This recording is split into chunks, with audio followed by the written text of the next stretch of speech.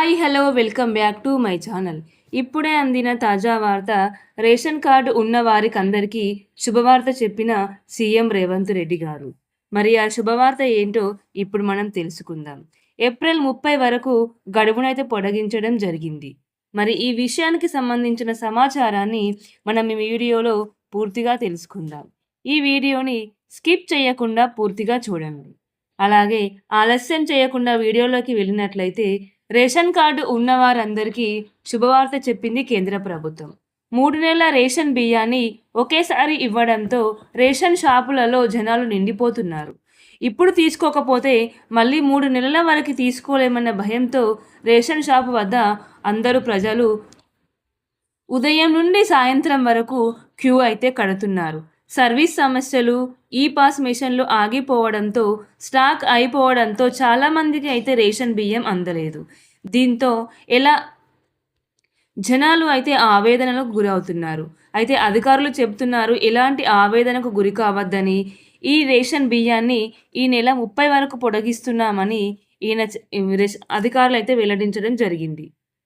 కేంద్ర ప్రభుత్వం ఆదేశాల మేరకు ఏప్రిల్, మే, జూన్ నెలలకు సంబంధించిన రేషన్ బియ్యాన్ని ఒకేసారి ఇవ్వడంతో పెద్ద సంఖ్యలో జనాలు రేషన్ షాపు వద్ద క్యూ కడుతున్నారు.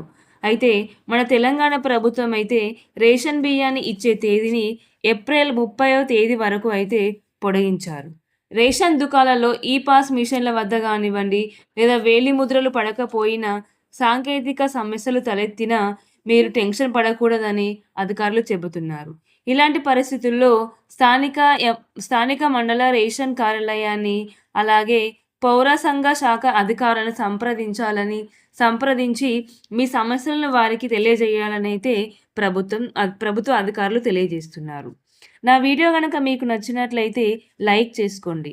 లైక్ చేసుకోవడం ద్వారా ఈ వీడియో తెలంగాణలో ఉన్న ప్రతి ఒక్కరికైతే ఈ వీడియో చేయడం జరుగుతుంది.